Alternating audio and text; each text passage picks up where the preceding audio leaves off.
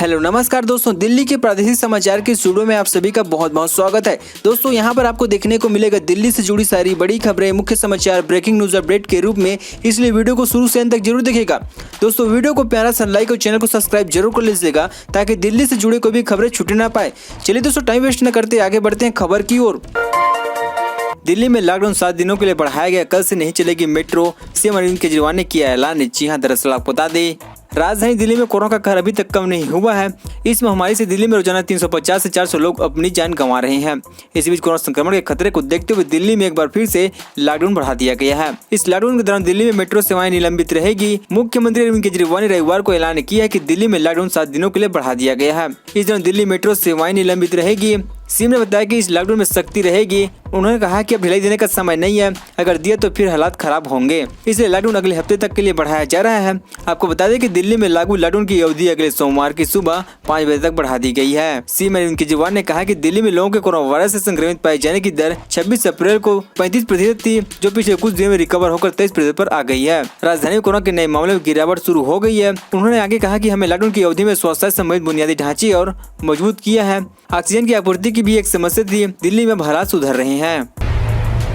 राज्य में कांग्रेस की जय बादल परिवार का शासन सिद्धू। जी हां, दरअसल आपको बता दें कांग्रेस नेता नवजोत सिंह सिद्धू ने रविवार को पंजाब में अपनी पार्टी की सरकार के खिलाफ हमला तेज करते हुए आरोप लगाया कि विधायकों के बीच एक आम सहमति है कि राज्य को उनकी पार्टी के बजाय बादल द्वारा चलाया जा रहा है। सिद्धू अपनी पार्टी सरकार के खिलाफ लगातार हमलावर है। एक दिन पहले उन्होंने आरोप लगाया था कि मुख्यमंत्री अरविंदर सिंह की अक्षमता के कारण सरकार को 2015 को कोटापूरा पुलिस गोलीबारी मामले में हाईकोर्ट के आदेश को स्वीकार करने के लिए मजबूर होना पड़ा। पंजाब के मुख्यमंत्री कांग्रेस नेता की नाराजगी को पूरी तरह से अनुशासनहीनता बताया है। राज्य के पिछले शिरोमणि अकाली दल भाजपा संगठन सरकार का नेतृत्व करने वाली बादल परिवार का उल्लेख करते हुए अमृतसर से विधायक ने आरोप लगाया कि राज्य की नौकरशाही और पुलिस उनकी इच्छाओं के अनुसार काम कर रही है। दिल्ली में लॉकडाउन का असर 12 अप्रैल के बाद मिले सबसे कम केस, पॉजिटिविटी भी घटा। जी हां, दरअसल आपको बता दें देश की राजधानी में कोरोना वायरस की वजह से रविवार को 273 लोगों की मौत हुई है, जो 12 अप्रैल के बाद सबसे कम है। वहीं 13,336 नए संक्रमित की पुष्टि हुई है और संक्रमण दर 21.67% पर हो गई है। स्वास्थ्य विभाग ने बताया कि 12 अप्रैल के बाद सबसे कम मामले सामने आए हैं और इसकी वजह शनिवार को कम 61,552 नमूनों की जाँच करना है। सरकारी आंकड़ों के मुताबिक संक्रमण का दर 16 अप्रैल के बाद से कम है, जब यह 19.7% पर थी। पिछले 24 घंटों के दौरान दिल्ली में 13,336 नए संक्रमित की पहचान हुई है। इसके साथ ही राज्य में कुल मामलों की संख्या 13,23,567 तक हो गई है। मामले कम होने की एक वजह लॉकडाउन भी माना जा रहा है। वहीं वायरस की वजह से 273 लोगों की मौत हुई है। वहीं इस अवधि के दौरान 14,738 लोग ठीक भी हुए हैं। रक्षा मंत्रालय ने 400 सेवानिवृत्त चिकित्सा अधिकारियों को भर्ती करने को कहा। जी हां, दरअसल आपको बता दें रक्षा मंत्रालय रविवार को कहा है कि उसने सशस्त्र बल चिकित्सा सेवा को सैन्य medical corps short service commission के 400 सेवानिवृत्त चिकित्सा अधिकारियों को भर्ती करने का आदेश जारी किया गया है। रक्षा मंत्रालय के बयान में कहा गया कि टूर ऑफ ड्यूटी योजना के तहत 400 पूर्व एसएसमी व एसएसपी चिकित्सा अधिकारियों को अधिकतम 11 महीने के लिए अनुबंधन के आधार पर भर्ती किए जाने की उम्मीद है, जिनकी सेवाएं 2017-2021 के बीच समाप्त हुई थी। इसमें कहा गया कि चिकित्सा अधिकारियों को तय एक मुक्त मानसिक राशि का भुगतान किया जाएगा, जिसकी गणना सेवानिवृत्ति के समय लिए गए वेतन से मूल पेंशन में कटौती की जाएगी। उसने कहा कि अगर विशेषज्ञों के लिए कोई अतिरिक्त भुगतान है तो वह इस एकमुश्त राशि के ऊपर से किया जाएगा। इसमें उल्लेख किया गया कि अनुबंधन की अवधि के दौरान राशि अपरिवर्तित रहेगी और किसी अन्य भत्ते का भुगतान नहीं किया जाएगा। रोहिणी शमशान घाट में गोबर पराली और बुरादा से बनी लकड़ी से होगा अंतिम संस्कार। रोजाना 300 किलो गोपराली लकड़ी होगी तैयार। जी हां, दरअसल आपको बता दें उत्तर दिल्ली नगर निगम के महापौर जयप्रकाश ने रविवार को रोहिणी स्थित शमशान घाट में गोपराली निर्माण संयंत्र का शुभारंभ किया है। संयंत्र के माध्यम से गोबर पराली और बुरादा को मिक्स कर अंतिम संस्कार में इस्तेमाल किए जाने वाले लकड़ी का निर्माण कार्य शुरू हो गया है। बताया गया कि संयंत्र के माध्यम से प्रतिदिन 200 से 300 किलो लकड़ी के डंडे तैयार हो सकते हैं। महापौर का कहना है कि तीनों निगमों उत्तरी निगम ने यह पहल सबसे पहले शुरू की है। इस मौके पर महापौर ने बताया कि संयंत्र की शुरुआत महादेव चौक सेक्टर 26 रोहिणी से की गई है और धीरे धीरे उत्तरी निगम के सभी शमशान घाटों पर इस तरह के संयंत्र स्थापित किए जाएंगे। पहला संयंत्र गौ सरकारी संगठन शिरडी साईं बाबा के सहयोग से लगाया गया है, जबकि अन्य संयंत्र अन्य एनजीओ के माध्यम से लगाए जाने की योजना की जा रही है। उन्होंने कहा कि इस तरह के संयंत्र लगाए जाने से अंतिम संस्कार के दौरान इस्तेमाल की जाने वाली वृक्ष की लकड़ी को बचाया जा सके और साथ ही प्रदूषण और पर्यावरण की भी रक्षा हो सकेगी। दोस्तों अभी तक हमारे चैनल को सब्सक्राइब जरूर कर लीजिएगा ताकि आपको दिल्ली से जुड़ी सारी बड़ी खबरें इसी तरह से मिलते रहे।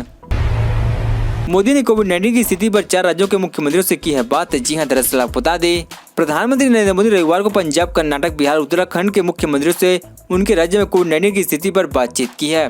आधिकारिक सूत्रों ने यह जानकारी दी है। मोदी महामारी की स्थिति का जायजा लेने और सुझाव देने के लिए पिछले कुछ दिनों से राज्य के मुख्यमंत्री और केंद्र शासित प्रदेशों के उपराज्यपाल से बात कर रहे हैं। मुख्यमंत्री उनके महामारी की दूसरी लहर से निपटने के लिए उठाए जा रहे कदमों की जानकारी भी दी है।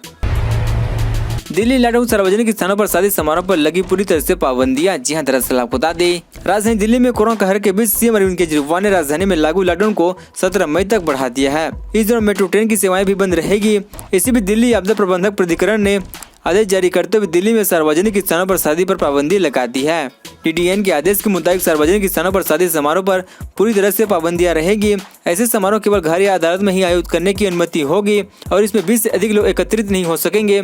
इसके अलावा DDM ने कहा है कि जिला मजिस्ट्रेट, पुलिस उपायुक्त संबंधित प्राधिकरण यह सुनिश्चित करेगी कि लोग IBSDT, रेलवे स्टेशन, मंडियों, दुकानों पर कोविड-19 के लिहाजे से अनुकूल व्यवहार करें। 17 दिन इलाज के बाद कोरोना मरीज की हुई मौत, अस्पताल के परिजनों को थमाया गया 13 लाख रुपए का बिल। जी हां, दरअसल आपको बता दें, एक गरीब परिवार ने अपने घर में इकलौते कमाने वालों को बचाने के लिए बेटे की शादी के लिए जोड़े गए रुपए और उधार लेकर मोटी रकम खर्च कर दी है। फिर भी परिवार कोरोना संक्रमित को नहीं बचा सका। 17 दिन तक चले उपचार के बाद अस्पताल का बिल 13 लाख रुपए आ गया है। अब इस गरीब परिवार की मदद करने के लिए रेहड़ी पटरी संचालक, वेलफेयर एसोसिएशन और पड़ोसी आगे आए हैं। एसोसिएशन और पड़ोसी ने मिलकर अस्पताल प्रबंधक से बिल माफ कराया है। चोरपुर कॉलोनी निवासी श्याम सिंह रेहड़ी पटवारी लगातार अपने परिवार का भरण पोषण करता था। श्याम सिंह ने अपनी बेटी की शादी करने के लिए भी रुपए जोड़े रखे थे और 18 मई को शादी होने वाली थी, मगर कुछ दिन पहले श्याम सिंह की तबीयत बिगड़ गई और जांच में उनके कोरोना पॉजिटिव होने की पुष्टि हुई है। इसके बाद उनका उपचार नोएडा के एक प्राइवेट अस्पताल में चल रहा था। श्याम सिंह के इलाज के लिए परिजनों ने बेटी की शादी के लिए जोड़े गए रुपए भी दे दिया और कर्ज भी लेकर रकम का इंतजाम किया, मगर इसके बाद भी 7 मई को श्याम सिंह की मौत हो गई। 17 दिनों तक अस्पताल में रहने के बाद अस्पताल का बिल 13 लाख रुपए बन गया। श्याम सिंह की मौत के बाद परिवार में कोहराम मच गया। दिल्ली के पास 5 से 6 दिनों की वैक्सीन बची, केजरीवाल सरकार ने केंद्र से मांगी मदद। जी हां, दरअसल आपको बता दें, मुख्यमंत्री अरविंद केजरीवाल ने कहा कि दिल्ली के पास सिर्फ 5 से 6 दिनों के लिए कोरोना का टीका बचा हुआ है। केंद्र से अपील की गई है कि दिल्ली को तत्काल टीका उपलब्ध कराएं। उन्होंने कहा कि अगर हमें 45 लाख वैक्सीन डोज हर महीने मिले तो हम पूरी दिल्ली को 3 महीने में टीका लगा देंगे। दिल्ली में टीकाकरण केंद्र 100 से बढ़ाकर 300 करने को लेकर आयोजित प्रेस कॉन्फ्रेंस के दौरान मुख्यमंत्री ने यह बात कही है। अरविंद केजरीवाल ने कहा कि कोविड से लड़ने के लिए टीका ही हथियार है। दिल्ली में 18 साल से अधिक उम्र वाले करीब 150 करोड़ लोग हैं। उन्हें वैक्सीन लगाने के लिए दिल्ली को 260 करोड़ वैक्सीन की जरूरत है। दिल्ली को अभी सिर्फ 40 लाख वैक्सीन डोज ही मिल सके हैं। उन्होंने कहा कि वर्तमान में हमें रोजाना करीब 1 लाख लोगों का टीकाकरण कर रहे हैं। दिल्ली के पास अब 5 दिनों का ही वैक्सीन डोज बचा हुआ है।